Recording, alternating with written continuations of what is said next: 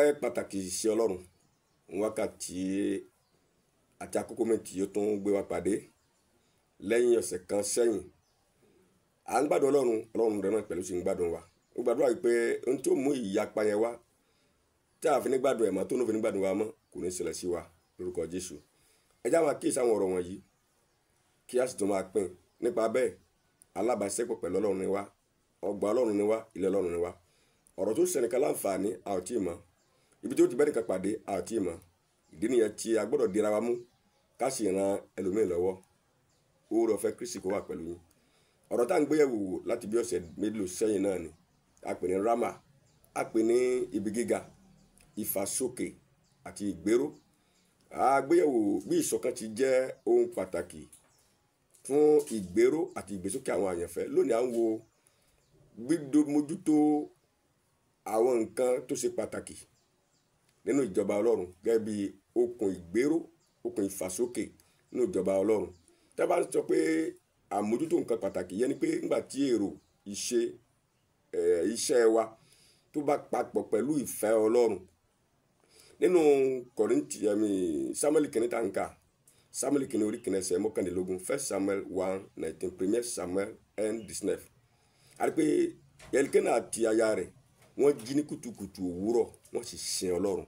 Wọ́n jí ní kùtùkùtù òwúrọ̀ wọ́n lọ sìn. Ìgbà tí a bá jí ní kùtùkùtù òwúrọ̀ àárọ̀ ayé wa nígbà tí a fẹ́ ronú kí la fẹ́ dà kí la fẹ́ yàn ọbẹ̀ ọkọ bí aya iṣẹ́ tá a fẹ́ gbé. Ǹjẹ́ kí ló jẹ́ fẹ́ Ọlọ́run ló ṣáájú níbẹ̀? Ǹjẹ́ kí ló jẹ́ fẹ́ Ọlọ́run ǹjẹ́ ló ṣáájú bí? Ó jẹ́ tó bani lọ́kàn jẹ́ lónìí tí a bá báyẹn ṣe ń jẹ́ pé ẹ̀bùn ni wọ́n ń wá kì í ṣe ẹni tó ní ẹ̀bùn. Ó jẹ́ tó bani lọ́kàn jẹ́ tó jọ lójú lónìí tó yẹ pé àwọn nǹkan tí ó máa ń bá yìí lọ lọ́jà ìlépa àwọn èèyàn kì í ṣe àwọn nǹkan tó wà títí láéláé. Ìwé máa sọnù Mátíù 4:23, Mátíù 6:33, Mátíù 6:33. Ẹ tètè máa wá ìjọba Ọlọ́run náà àti òdodo tí ń bẹ nínú rẹ̀, ó lè tó bá kù ọlá fi kan fún wa. Nígbà tí a bá ń wá ìjọba yìí, gbogbo tó a mọ̀ sí ká máa sún síwájú, ká máa sún kẹrẹgbàkẹrẹ, a gbọ́dọ̀ mú kó lójú ọ̀nà. Ẹ bá wo ọba kanu Bíbélì, nígbà tó gbọ́ ọ̀rọ̀ ìyípadà, tó gbọ́ ọ̀rọ̀ ìrònúpìwàdà, tó gbọ́ ọ̀rọ̀ àtúnṣe, tó gbọ́ ọ̀rọ̀ òdodo Ọlọ́run, ó ní òótọ́ ọ̀rọ̀ lọ sọ ṣùgbọ́n ẹ máa lọ fúngbà díẹ̀ náà. Tó bá yá ń wá àsìkò tó wọ̀ tá a tún sọ ọ̀rọ̀ yìí tí ń tiẹ̀ kúrò bóyá ń tẹ́ ẹ sọ yìí kí n ṣe àbí kí n má ṣe. Ohun tó jọmọ́ ìgbàlá ọkàn wa yìí ṣe ń tí a sùn sọ́la tá a máa sún kẹrẹ rẹ̀ tá a máa sún gbàkẹrẹ rẹ̀. Ọ̀rọ̀ ìgbàlá ọkàn wa tó jẹ́ pé lẹ́yìn ìṣẹ́jú kan sí kejì àmọ́ tó lè ṣẹlẹ̀. Lẹ́yìn ìṣẹ́jú kan sí kejì tí a bá wo bí àkókò ti ń lọ tí ó sì dàgbà fún ẹnìkan bọ́bá wò ó ṣe ń tó yẹ kó ṣe lónìí, bá wò ó mọ̀ ṣe àkókò òdo ẹnìkan. Ìgbàlá ọkàn wa sì ní ewu ń bẹ lórí rẹ̀ tí a bá nígbàlà. Torí ìṣẹ́jú kan sí kejì nísìnyí ìdàkàbára wọn jọba Ọlọ́run àbọ̀run àpáàdì. Ìdí ẹ̀ tó yẹ pé ọ̀rọ̀ ìgbàlá ọkàn wa ṣe ń ta lè máa dúnàdúrà lé lórí tí a bá wo bá kòkò ti ń lọ. Ìjọba yìí tó jẹ́ ìjọba Kristi ó ń dojúkọ ọ̀pọ̀lọpọ̀ attack, ó dojúkọ ọ̀pọ̀lọpọ̀ inúnibíni. Nígbà Jésù sọ fún wa ní pé orí tá a bá ṣe lè sí igi tútù mélòó ní igi gbígbẹ. Jésù ní igi tútù yẹn, àwa tá a wà ní ìjọba yẹn ní igi gbígbẹ. Tá a bá ṣe lè ṣe Ọlọ́run tó jẹ́ pé olùgbàlà wa ni mélòó lẹ́rù pa ó sì sáwà tí àjọmọ ẹ̀yìn rẹ̀. Ńlọ́pọ̀lọpọ̀ inúnibíni wàhálà ìdojúkọ tọ́pọ̀lọpọ̀ wa ńlá kọjá lónìí yìí tí mo sì ń rọ̀ wá wípé bó ti wulẹ̀ kó le tó má bójú wẹ̀yìn. Ẹ̀yin tẹ́ ti padà sẹ́yìn ẹ bá tún kọ̀nsídà lónìí kẹ́ padà sílé.